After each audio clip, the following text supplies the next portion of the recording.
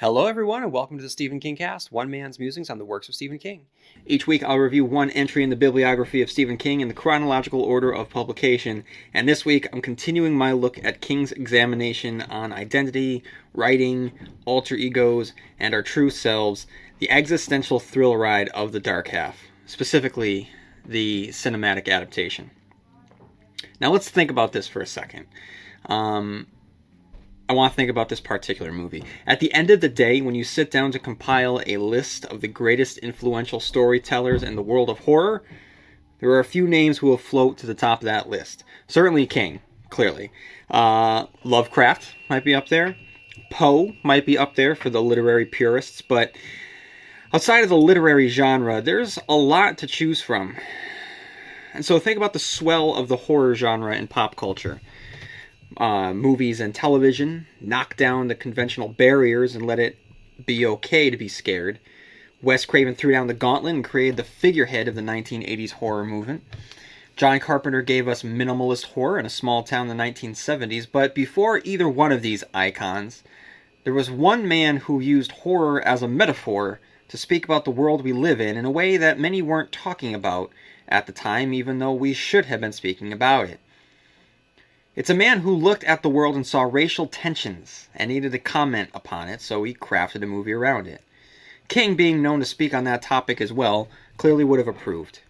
This director would later use the genre to comment upon classism and consumerism to varying success, but the one that started it all not only was a strong example of how to tell a story, but ushered in a particular subgenre to the horror genre that lives on to this day, stronger than ever, I would say, and Robert Kirkman, creator of AMC's smash hit The Walking Dead, owes everything to this man, who single-handedly gave us the image that we have of the zombie, and that man is George Romero. Now, George Romero and Stephen King had collaborated previously to this with Creepshow 1 and 2, and again, guys, I apologize if I was being an absolute purist here. I would have reviewed those two entries by now. I will get to them, and I will release them as bonus episodes, so it won't slow down each week's podcast, so I will get to them. But these two horror icons have worked together before on that particular anthology, but this is the first time that they are collaborating for a feature-length movie, The Dark Half. So, I don't know. How did it hold up? Well, we're going to have to wait and find out. First, I want to get to a listener email. So anyone hasn't done so already, you can follow the Stephen King Cast on Facebook and Instagram and Twitter and Tumblr, and at any point you can write in at stephenkingcast@yahoo.com just to share your thoughts and experiences with Stephen King, how you got into the world of Stephen King, your favorite book, which one puts you off, because King is definitely an author who's been writing for such a long period of time. There's certain phases of his career that speak to others more so than other phases. Some people might prefer his earlier works. Some people might prefer his early 90s works. Some people might prefer just the existentialist horror that he's been pumping out in the 2000s. So, I mean, there's definitely a lot of flavor to choose from. So just at all points, you can just sit down if you have a free time and, shoot me an email. And if you have any free time, do me a favor and subscribe on iTunes and write a review on iTunes, because the more iTunes reviews and subscriptions that I get, the easier it is for others to find the Stephen King Cast. So I just want to share this listener email who writes, "Hi. I just wanted to drop a line and tell you that I just discovered your podcast yesterday and love it. I've listened to both reviews of Joe Hill's books and am currently on the part 1 of it. I've been looking for some good Stephen King podcasts for the last few weeks, and while I found 2 more that are decent, yours is, as far as I'm concerned, the top of the heap. I found yours through a link on one of your posts on the darktower.org forum, which is something that I wanted to bring to your attention if you're not already aware. While searching for Stephen King on iTunes through my iPhone, yours never came up, while plenty of other King podcasts did, even non-King podcasts that had episodes about King. So that's why I'm asking everyone to subscribe and write a review on iTunes, because, I mean, it's titled the Stephen King Cast, and it doesn't even come up a lot of time if you search for it on iTunes. So Wes goes on to write... like I said, yours is the best King-related podcast I've heard. So many of them end up being more about the podcasters themselves or have way too many people chiming in, but your critical analysis is great and has caused me to look at the books you review in a different light.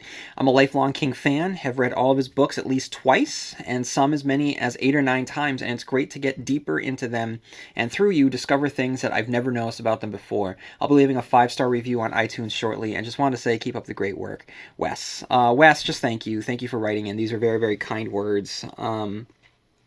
So, I mean, I just appreciate you writing in, and thanks for the heads up about not being able to find it on iTunes. So feel free to write in again. All right, everyone. So what I'm going to do now, I'm going to jump into the analysis of the Dark Half. And then I'll give my final thoughts at the end. So the analysis, the first shot that we see is of the sparrows taking off from the trees, and they're soaring into the sky. And I think that it's a strong establishing shot. And we find out that it takes place in 1968.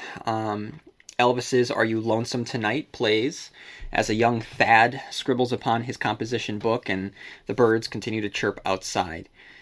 With the t-shirt he's wearing, which has the Castle Rock logo on it, it's just a nice... I just love whenever we see Castle Rock in Stephen King adaptations.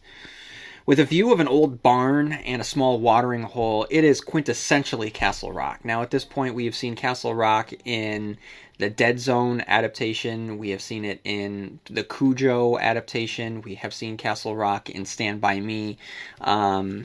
So seeing Castle Rock in all of these different adaptations just really mirrors us reading the experience of Castle Rock over all the different books. But I mean, this location already is just quintessentially Castle Rock.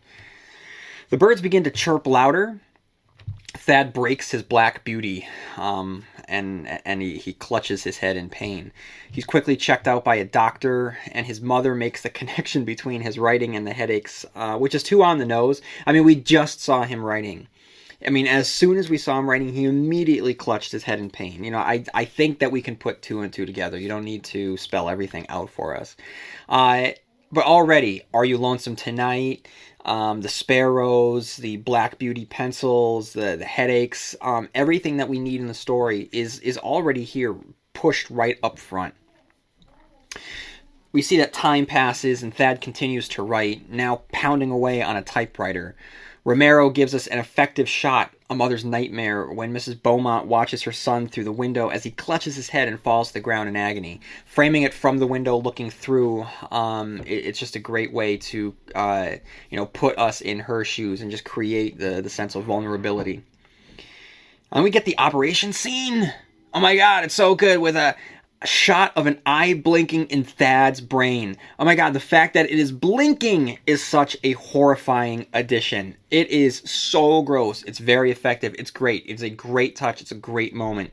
And the nurse who ran out of the operation room looks out of the window and sees that the skies are filled with billions of sparrows.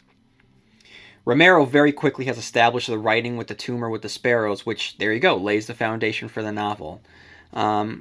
Aside from the complaint about hitting us over the head in the beginning with, the fact that the writing causes the headaches, I mean, I don't have any complaints so far. I think that it's very, very effective. We then meet Liz, Wendy, William, and an adult Thad played by Timothy Hutton. And Thad has just finished working on his newest novel, which he admits was difficult for him, which will set up the Thad and George dynamic. We cut to his day job as a teacher, and I hate classroom scenes like this, where the main character's instruction just so happens to be the theme of the movie. I get that it's a Hollywood trope, but here it's incredibly lazy, as the only two words on the chalkboard are duality and beings. As if Romero didn't bother thinking the entire lesson through. Here Thad talks about the two selves, and we get it, all right? He has a good relationship with his students, and he's engrossing in his lesson, and his students respond. And all the while, he's rubbing the scar on his forehead, getting lost in his own words. He's then approached by Clausen, who asks for a signature and offers up a George Stark novel. Clausen reveals that he knows about the literary alter ego. Here we're given the actual scene of the attempted blackmail, whereas in the novel, the present day takes place after the fact, so this is a strong choice to keep us in the moment and connected to Thad. We feel his frustration because it plays out with us, rather than us having to play catch-up later on. And there's a nice little touch when talking to Clausen when Thad, starting to feel threatened, picks up one of Stark's pencils. Also in this moment, as Thad threatens him, as George slips out just a little bit, the audience can very, very easily hear the sound of birds outside. Thad then gets the ball rolling on the death of George Stark. Over dinner, Thad and Liz have a conversation about the anger and darkness that Thad demonstrates during his writing spells as George. Liz feels that George is a separate person, while Thad feels that it's all him. Soon after that, they head up to their perfectly captured Castle Rock home. It's a hustle and bustle scene where the different characters get Thad ready for the big article. The Castle Rock house is picturesque, and it looks lived in. It is a well-designed cinematic setting that captures the novel's location perfectly. It's very well done. Thad pulls aside the secret entrance to his study and gives Mike Donaldson, the writer, the background on Stark. At that point, Donaldson explains what we've been feeling at this point, that the delineation between Stark and Thad feels very schizophrenic, or what is referred to today as dissociative identity disorder. I think that Romero and company have done a solid job at building up the threat level of Stark at this point.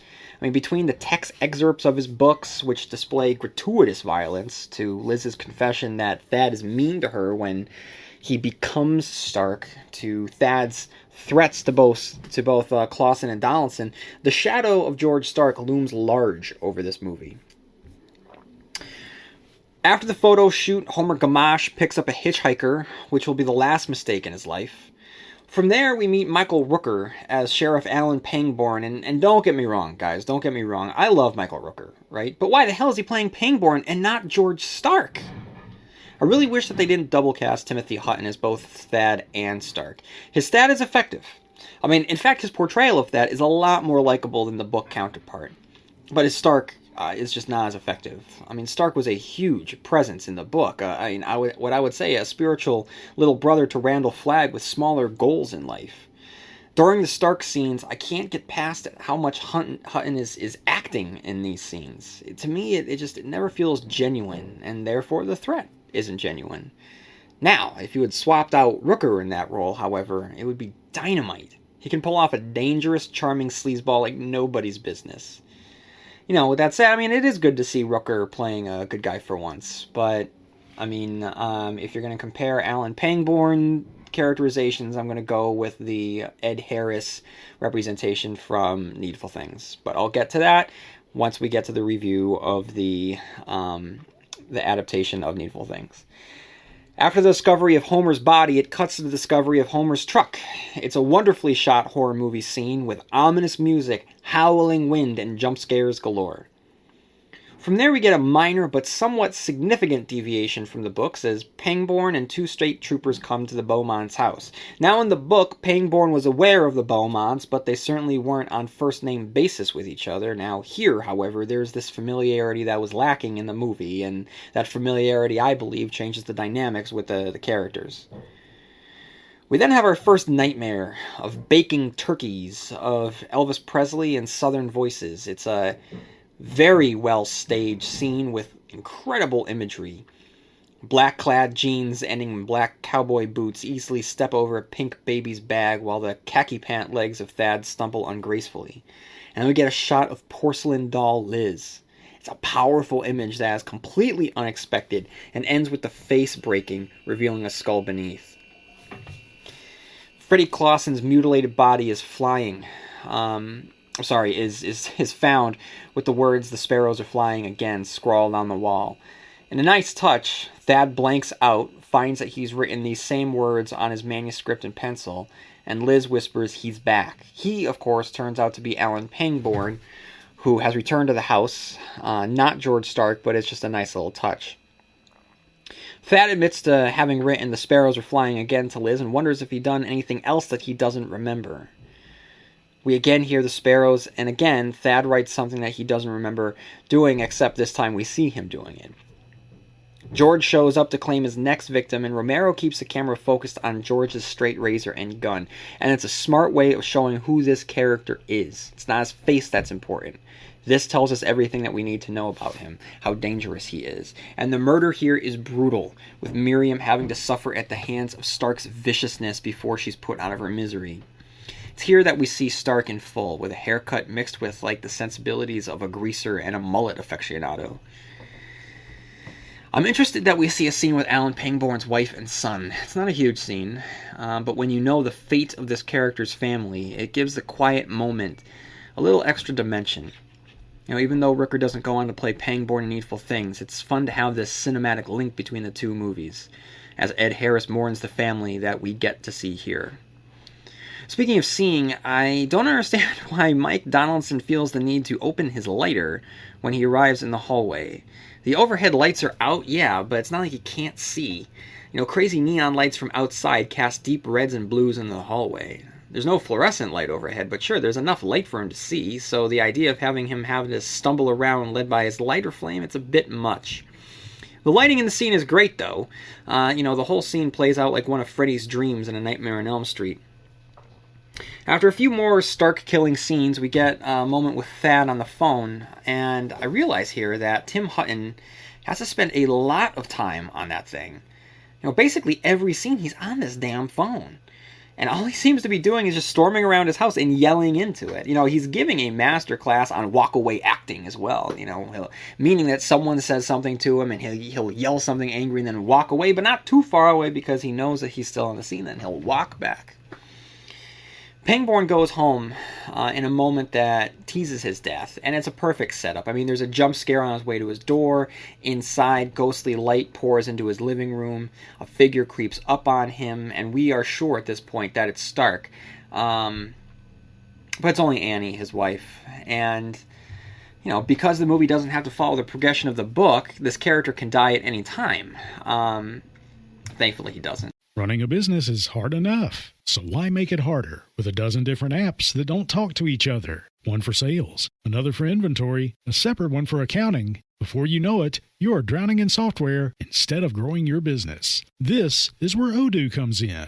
Odoo is the only business software you'll ever need. It's an all-in-one, fully integrated platform that handles everything. CRM, accounting, inventory, e-commerce, HR, and more. No more app overload. No more juggling logins. Just one seamless system that makes work easier. And the best part, Odoo replaces multiple expensive platforms for a fraction of the cost. It's built to grow with your business, whether you are just starting out or already scaling up. Plus, it's easy to use, customizable, and designed to streamline every process, so you can focus on what really matters, running your business. Thousands of businesses have made the switch, so why not you? Try Odoo for free at odoo.com. That's ODOO.com. And soon after, Thad attempts ghostwriting. Sparrows start flocking to the window. He has a pretty great conversation with Stark through journaling, and it shouldn't really work on screen, but it does, because Romero makes it work. The cuts between the birds to the journal with the increasing tension and music makes for increasing suspense that concludes with Stark stabbing Thad through the hand with a pencil just to get him out of his head. And after this, we get a new scene that wasn't in the book with Thad visiting his childhood doctor. And unfortunately for the doctor, Thad isn't the only Beaumont brother coming to visit. Stark sneaks in and slits the doctor's throat while Thad is in there with him, effectively placing Thad in the same place and time as the murder. Thad gets the truth of Stark, who is the manifestation of Thad's creative powers. Thad and Reggie have a conversation around the nature of Stark, and Thad reveals that Stark is his dark half, and they discuss how Stark can't kill Thad because he needs Thad. More importantly for the movie, the nature of the sparrows is revealed. Thad realizes where he has to go and then heads to Endsville, where Stark looks monstrous at this point. The makeup effects are great. His blood-drenched gauze bandages are grotesque. His cataract eyes are bloodshot. His teeth are rotting. His physical deterioration isn't as pronounced as it is in the book, but it's still effective all the same.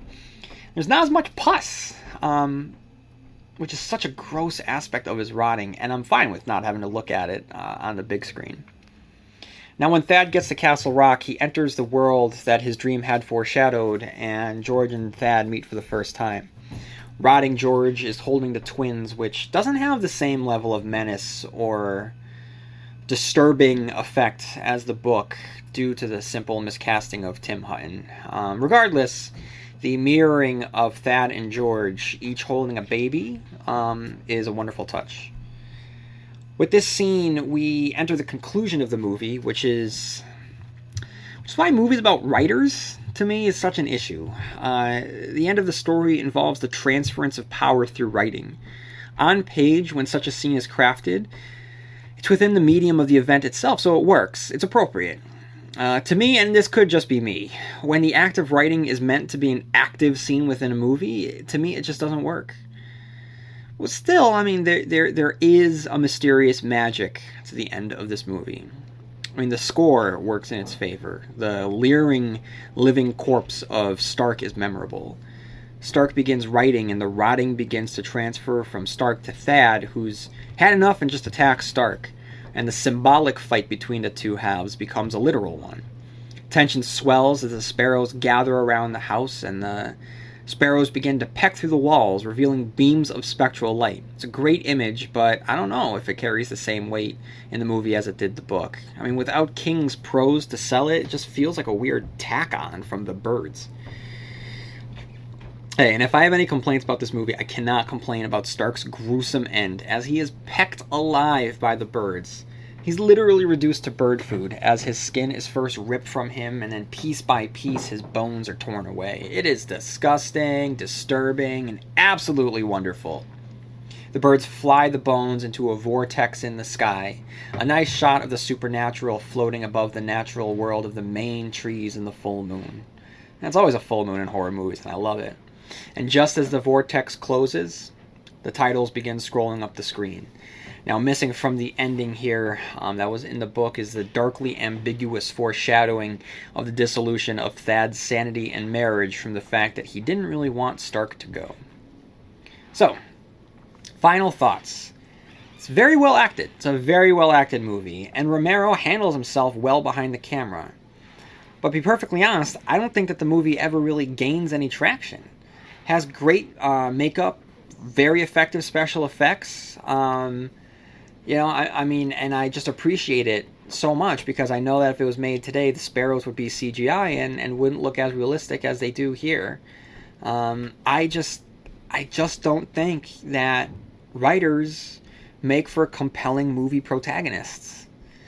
To be perfectly honest, it's not that long of a movie, but it took me 4 sessions to get through it.